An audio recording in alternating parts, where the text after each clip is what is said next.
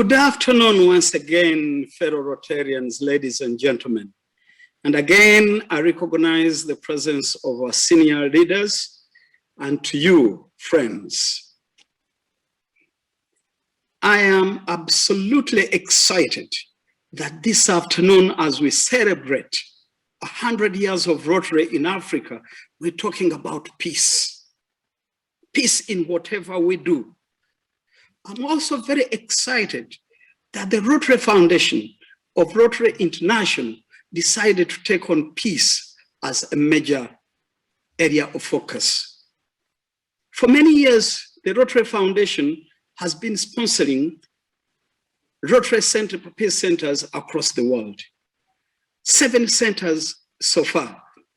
And tell you what, the latest Rotary Peace Center is in Africa. What an opportunity that Rotary is taking deep root on the African continent. Thank you, Rotary. Thank you, Rotary leaders. Thank you for choosing Africa. Next is a panel discussion. We're going to be discussing the role of civil society and various role players in ensuring healthy democracies in Africa. As we all know, democracy has been an illusion on the African continent. But without democracy, peace becomes an illusion. This session discusses many of the assumptions, hypotheses, and conclusions connected with the presumed role of civil society organizations in the democratization of the African continent. Taking a comparative advantage, we will look at countries that have successfully democratized. What is it that they do? What is it that the citizens of these countries do? What can we do to make it work? Civil society, what is the role of civil society? Can civil society help in democratizing Africa? Friends, to join me this afternoon are 2 distinguished Africans. Past Assistant Governor Annie Nkutu is an entrepreneur. She is the Managing Director of Nordic Consulting. Among the work she does is to consult in areas that make the continent a better place to live in. It is also my greatest honor and privilege to have a man who has given his all, very well learned, went to school, did all faculties of school until he got his PhD, but he has spent almost his entire life talking peace.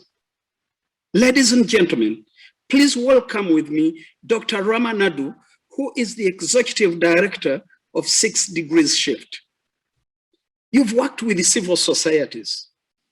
In your opinion, Anne, what does the landscape of the civil society sector in the continent look like? Could you please paint us a general outlook of the civil society on the African continent? Perhaps I'd like to start off by debunking the concept of civil society. Often when we speak about civil society, it's conflated with non-governmental organizations. But non-governmental organizations are just a subset of civil society, and it's much wider.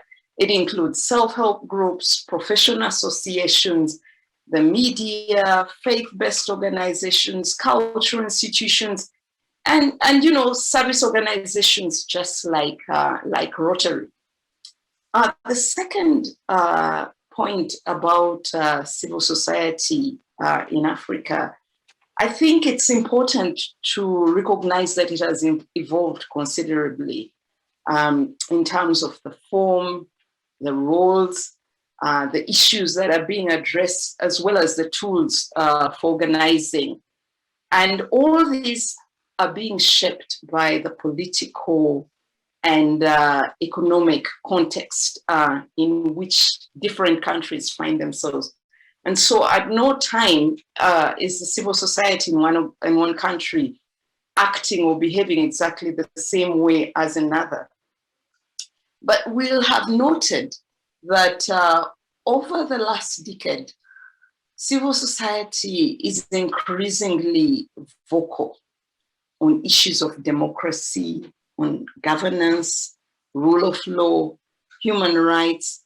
And I guess that's also because those are really the issues that are on the table. Those are the issues that the continent is struggling with. And so civil society is increasingly vocal on those issues.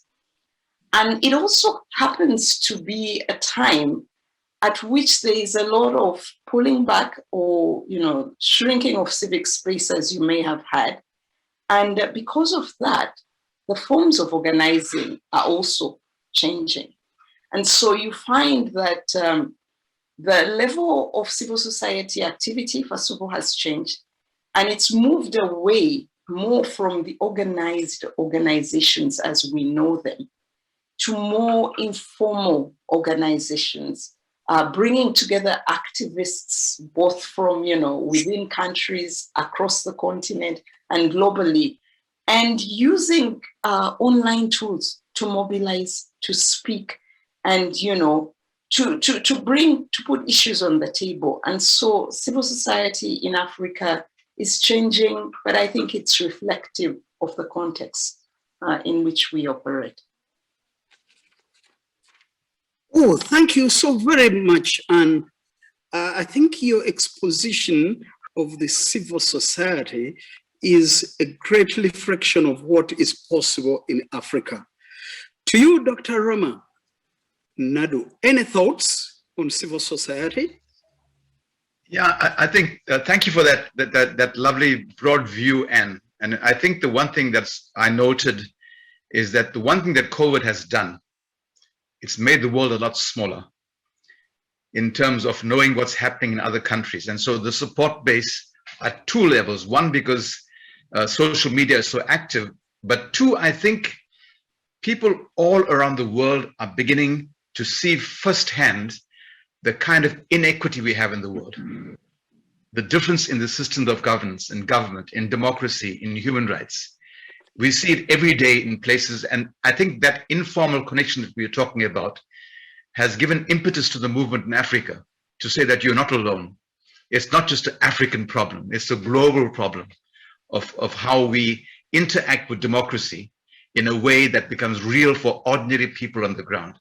So I think you're spot on, and I think for me, COVID forced people to confront things that maybe they didn't want to really see. So thank you for that. Thank you, Dr. Rama. I think that's a great point that to carry forward. Inequity on the continent is one of the biggest diseases that we have on the continent. And unless there is peace, equity is not going to be achieved. Dr. Rama Nadu, many African countries have been marred and shrouded in pessimism and negativity under the shadow of bad governance and often under dictatorships. What are some of the major challenges that African countries face when it comes to governance? Emmanuel, I think the problem is actually quite deep. It's structural. It's not just creating peace or creating space where we can talk about living in harmony. The structure of the way we've imported democracy into Africa, a kind of foreign concept to us. It's not that Africa wasn't democratic. Africa had its own institutions, and it's questionable whether some of the models we see in the West are really democratic at all. So that's just my point of view. Judging from what we've just seen in some of the other countries, I think we're not doing too badly in terms of democracy.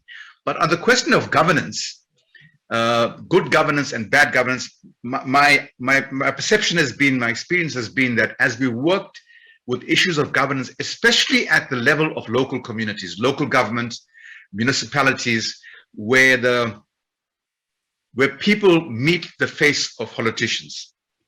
That's where they meet democracy. That's where they live it. Do I have a home? Do I have running water? Is my councillor corrupt? And I think that's where the disconnect is, and that's where the work has to happen.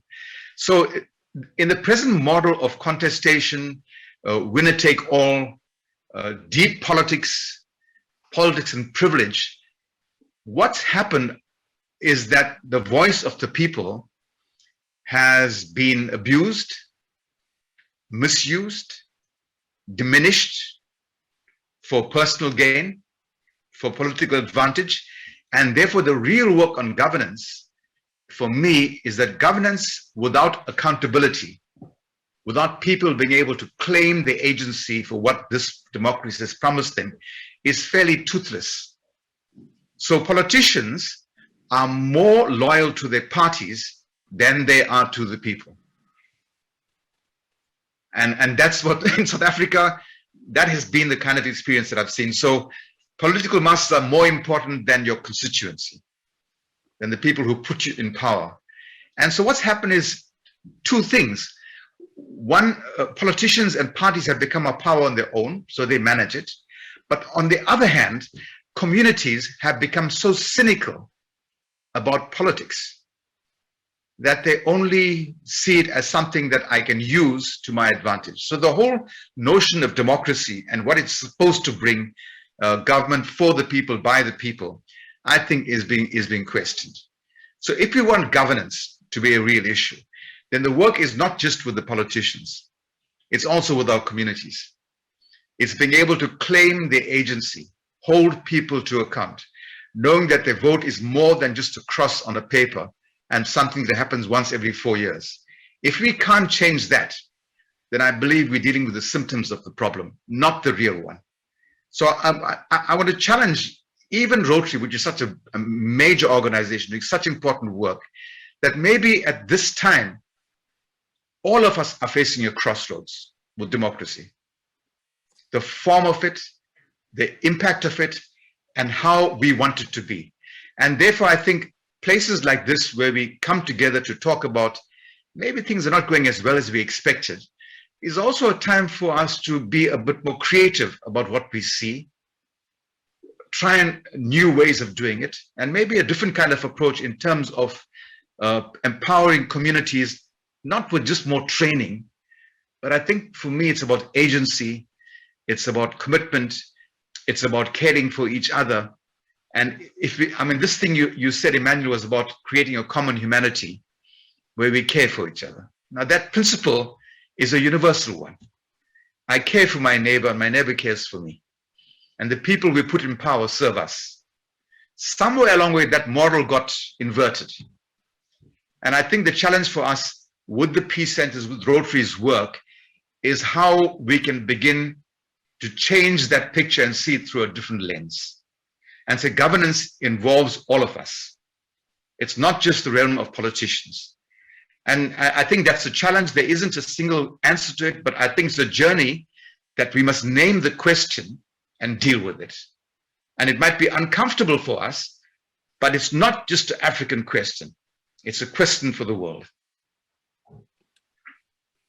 Wow, wow. Thank you. Thank you so very much, Dr. Ramanadu. Friends, we are at a crossroad. But the responsibility to straighten it up is all ours.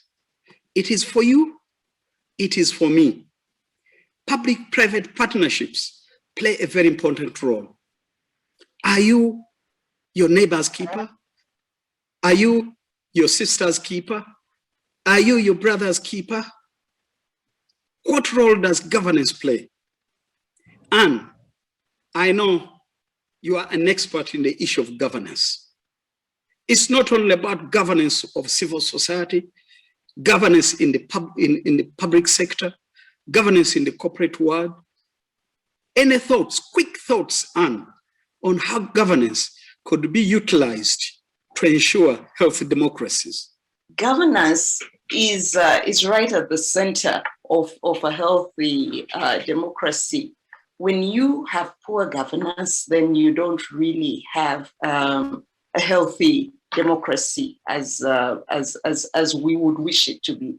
But one of the challenges that I see in Africa is that in addition to what Dr. Naidu said, we have all these various issues that are going on and that we need to deal with that have led us to where we are.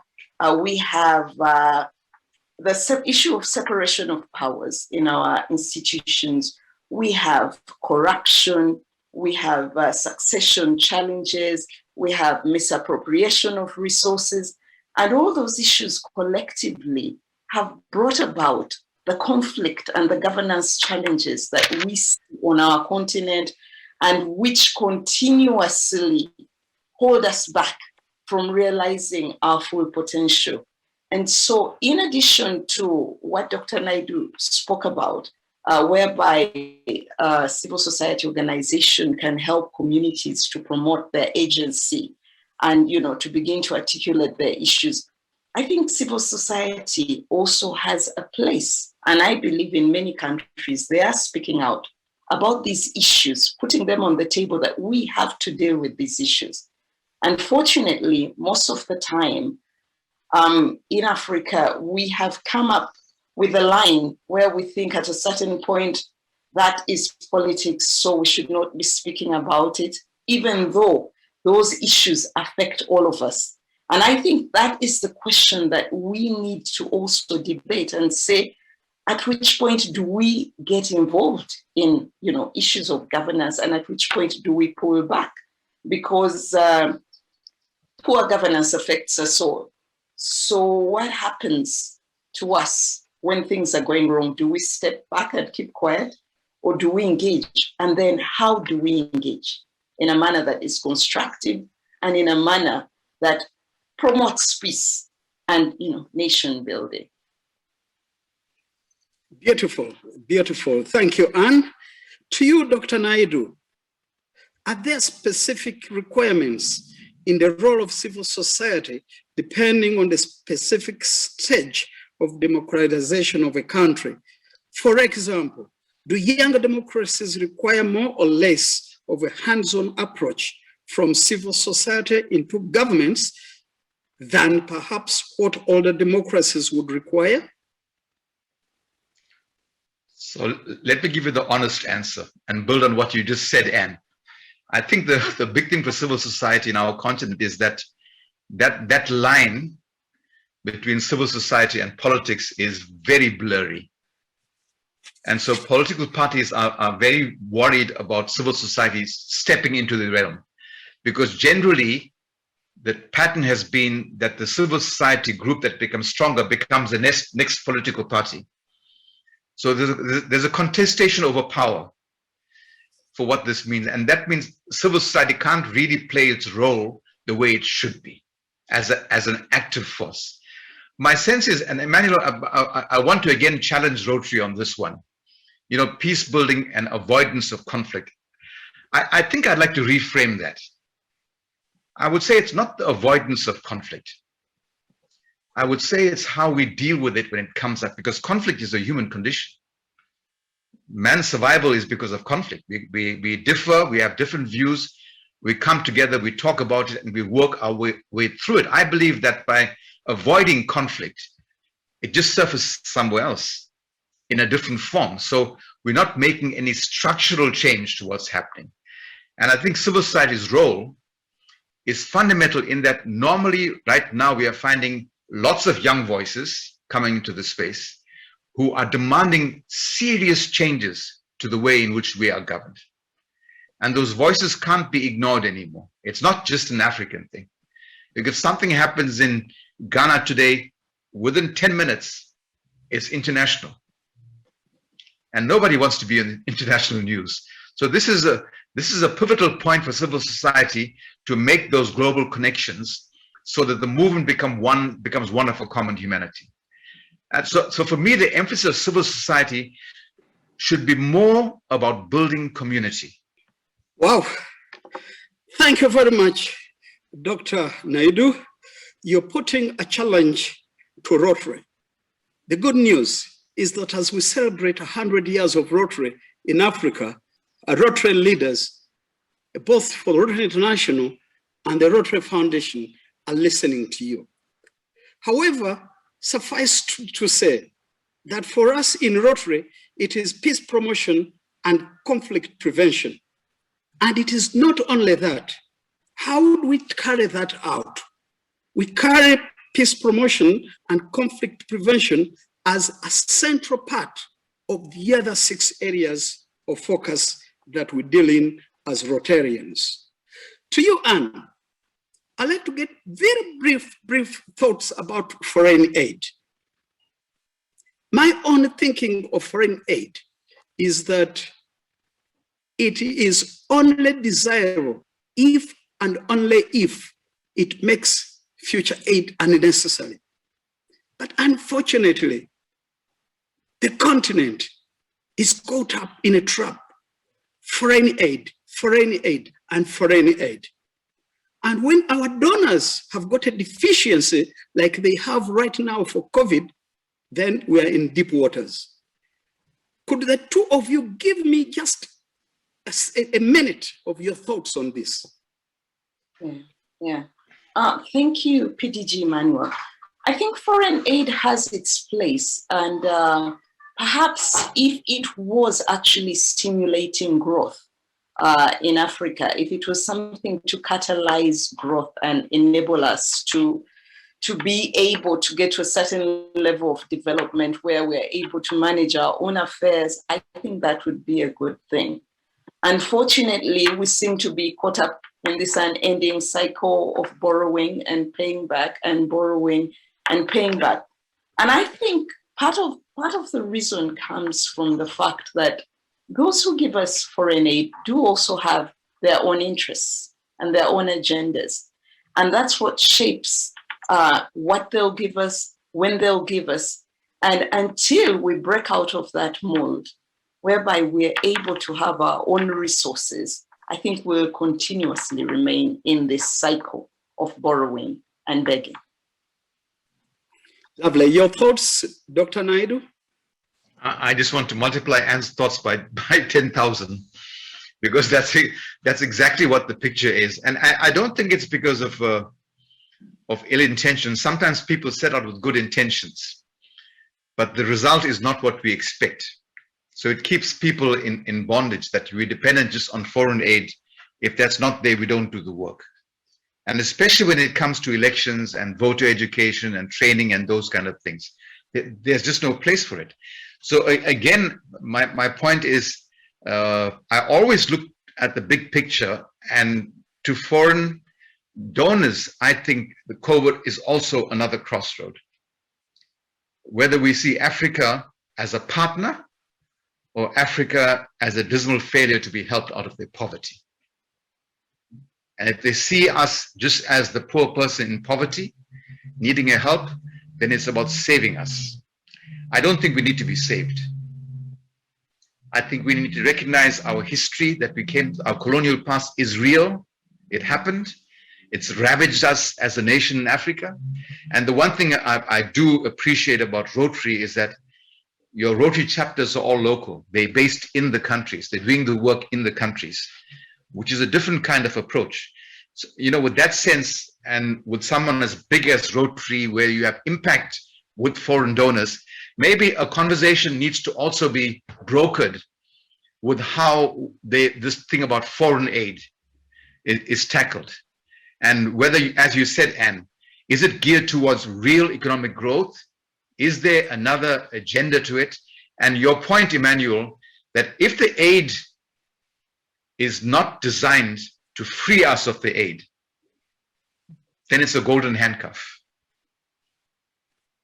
We want you to be involved in our well-being, in our future, as partners, not as saviors. And I think that notion of Africa with hands out, that we need this, is something that we have to change for ourselves. That's our work with that.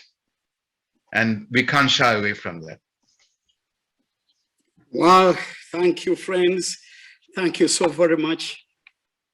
Fellow Rotarians, leaders of Rotary, ladies and gentlemen, when the curtain falls, it's time to get off the stage. What a wonderful afternoon we've had, hearing from these two distinguished Africans. I'd like them to give us their parting shots. I'll start with you, Anne.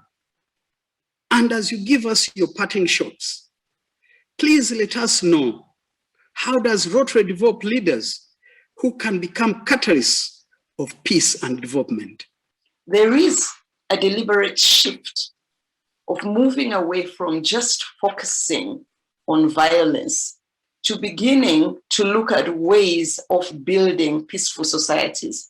And so the Peace Center, for example, in Makerere University, has partnered with the Institute of Economics and Peace, and they're adopting the positive peace framework.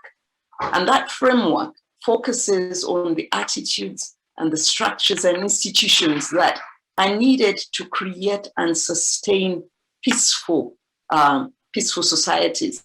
And some of the things that are in the 8 pillars of the positive peace framework include issues, of course, like well-functioning governments, accountability and those kind of issues. But there are other issues like the equitable distribution of resources, issues like access to information, good neighborliness, rights, and so the peace program is enabling the leaders that are being trained to go out there, giving them this information, giving them the tools that they need to go out there and advocate for this approach to peace building. Not to move away completely from violence, because it will always be there. We'll always have to deal with refugees. We'll always have to deal with the after effects of conflict. But we need to be more preoccupied with those things that will create sustainable peace. And that's what the Peace Center is doing. Thank you. And your parting shots, Dr. Naidu? Thank you, Manu. Just to add to what Anne has said, I love that notion, that nuanced shift, Anne, in the Peace Training Center for Leaders, that in fact, it's not just any one component that we can focus on, it's everything. It's the whole picture. So my understanding that a leader who comes out of such a peace center has a good sense of all these different elements that go up to creating a society that's equitable, where people can live in peace, in harmony, but also be able to handle conflict when it comes up before it reaches the stage where people lose lives, where thousands of people are affected by it. And I've always been guided the principle, in times of peace, that's when you need to speak about the hard times. When the hard times are there, when you're in war, you can't talk about peace. It's too late. So I get the sense that what Rotary is doing is a proactive stance to say, that's what could happen if we don't do this work. And so Rotary is here to support the initiative to create robust communities and leaders who see the big picture and who come from the people. Thank you. It will be my greatest honor and privilege, all the way from Uganda, to invite you, Dr. Rama Naidu, to be a Rotarian. And that very day you decide to join Rotary, I promise you, I'll take a flight from Kampala to South Africa and be part of the group that will install you as a Rotarian. I'll take up the challenge, Emmanuel. We'll talk about it. Thank you. I'm a student of Mother Teresa. If you cannot feed 100, feed one. Let's go out and feed these peace centers. Let's do donations that will sustain the peace centers, particularly the newest peace center at Makerere University. Once we do so, posterity will judge us right. Future generation will say that these men and women lived for something, and they were responsible for bringing peace and eliminating conflict in the world. Thank you, and God bless you all.